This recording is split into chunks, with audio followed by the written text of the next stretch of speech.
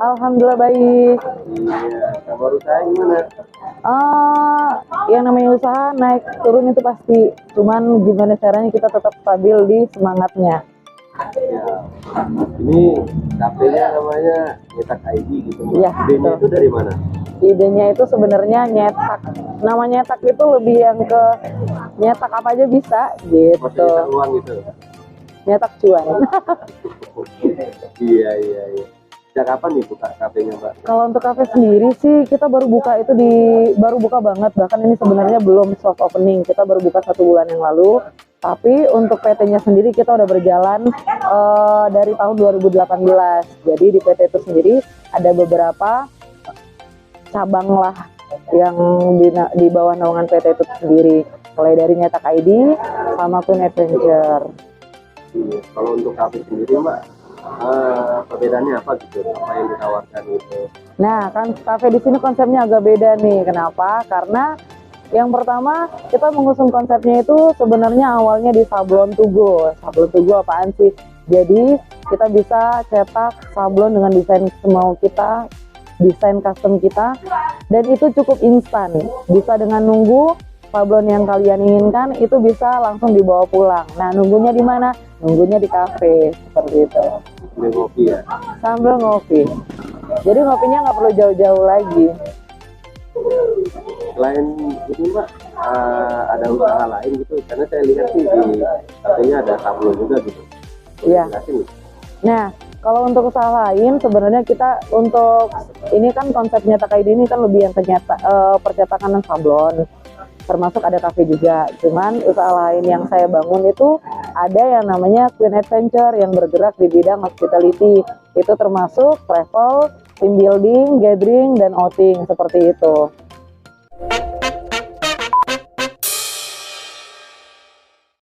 Kemarin itu kan setelah pandemi, Mbak, gitu ya. Ternyata usaha yang dulu juga gitu. Nah, bagaimana, Pak, cara usahanya dengan pandemi kemarin gitu? Sudah survive sekarang ini. Kalau untuk pandemi sendiri jujur, saya sendiri berdampak luar biasa karena basic kami di perusahaan itu lebih yang di hospitality, di travel dan pariwisata itu sendiri adalah dampak paling pertama yang terkena di pandemi.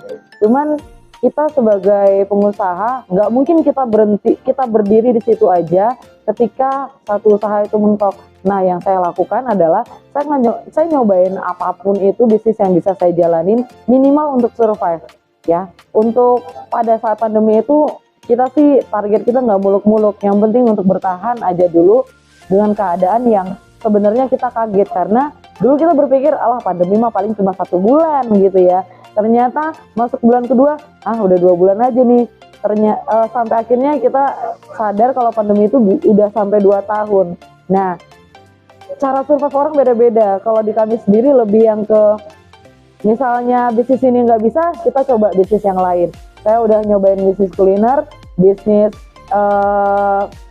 mulai dari bisnis minuman, bisnis makanan, ya walaupun akhirnya mentok, saya coba lagi bisnis yang lain, bisnis pengadaan, mentok lagi, saya coba lagi nawarin travel, ternyata masih juga belum karena membutuhkan antigen lah, PCR lah, saya coba lagi ke bisnis yang lain, saya coba untuk usaha thrifting. Nah, asik nih, saya punya usaha thrifting yang waktu itu udah berjalan 1 tahun. Akhirnya mentok lagi karena pengiriman di Batam agak sulit untuk barang keluar dari Batam karena pangsa pasar saya di luar Batam. Akhirnya mentok di thrifting, saya coba lagi usaha lain, yaitu yang ini adalah usaha terakhir kami, persablonan itu, sablon to go dan kafe.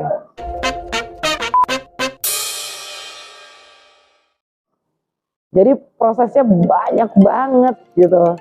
Itu cara kami untuk survive. Mungkin beda-beda dengan teman-teman ya. Nah, balik lagi, intinya sih jangan menyerah. Kalau kamu sudah milih diri kamu untuk menjadi entrepreneur, ya udah go ahead aja gitu. Jangan menyerah. Kalau pengusaha itu yang namanya naik turun pasti ada. Tapi gimana caranya kita berusaha untuk menstabilkan niat kita, menstabilkan semangat kita untuk tetap survive dengan usaha yang kita jalankan, seperti itu sih.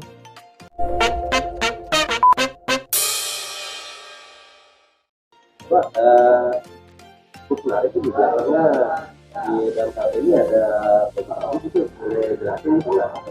Nah, di sini kita menerima untuk orderan kaos polosan, hoodie, jaket-jaket yang polosan serta bisa langsung disablon. Nah, kalau ada yang mau punya desain sendiri, kalian bisa bawa desain kalian dan dituangkan ke dalam baju, itu bisa langsung instan kita bantu sablon express. Makanya dinamakan sablon to go. Ini saya ikut gitu kan, kan sebagai generasi milenial pengusaha gitu kan Pak, boleh ini nggak bagi video untuk anak-anak muda bisa belajar semangat gitu dari program ini. Yang kalau tips dari saya sih, saya lebih yang ke yang pertama, ubah dulu mindset, gimana caranya kita menjadi pengusaha. Jadi kalau saya pribadi ya, saya akan berusaha menjadi pengusaha daripada karyawan, tapi beda prinsip dengan orang lain, terserah. Nah, yang kedua, gimana caranya kita berani dulu, punya tekad, ini niatnya mau ngapain ini. Kalau misalnya saya pribadi, saya lebih yang gimana caranya saya ngebuka lapangan pekerjaan sebanyak-banyaknya. Ya minimal saya bisa nampung adik-adik saya yang baru saja lulus, yang masih nganggur dan nggak kuliah, itu bisa saya tarik untuk menjadi tim saya. Itu sih. Nah, yang ketiga, lebih yang ke niat di awalnya ini harus kuat dulu. Karena apa? Kalau nggak kuat, nanti kita niatnya setengah-setengah, alhasil modal udah banyak keluar, tiba-tiba niatnya nggak full, bisa berhenti di tengah jalan, kan rugi banget tuh. Yang itu yang biasanya terjadi dengan milenial sekarang, yang mereka nggak totalitas dengan bisnisnya. Alhasil ketika mentok, udah mereka pasrah aja dengan bisnis itu. Padahal sebenarnya banyak cara lain yang bisa mereka lakukan untuk ngembangin bisnis itu. Misalnya bisnis yang satu ini tidak berkembang, silakan cari bisnis yang lain. Jangan mentok di satu bisnis aja. Atau mungkin maunya passionnya di situ, passionnya misalnya di baju. Ya udah, ubah caranya, ubah cara marketingnya misalnya, ubah cara gimana caranya mencari pangsa pasar yang lebih banyak. Seperti itu sih. Nah, selanjutnya kalau untuk tips yang keempat, dari Morena sendiri, lebih yang ke pertama, kalau kamu mau usaha apapun itu, cari tahu dulu usahanya itu seperti apa.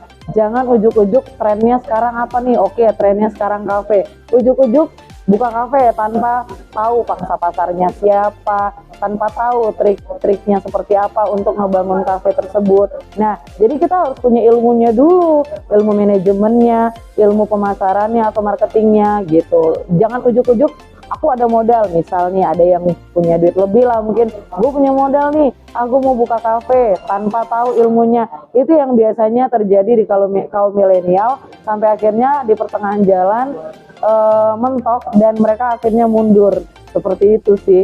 Jadi intinya ilmu itu penting banget untuk ngebangun sebuah usaha. Dan ilmu itu bisa didapatkan di mana aja, mulai dari pengalaman. Sekarang Mbah Google juga udah gampang banget mengakses. Sosmed juga udah banyak banget yang menuangkan ilmu-ilmu tentang dunia bisnis gitu. Jadi intinya buat dulu konsep-konsepnya seperti apa, terus polanya seperti apa yang akan dibangun. Jadi biar nggak mentah gitu loh untuk berbisnis, menjalankan bisnis tersebut.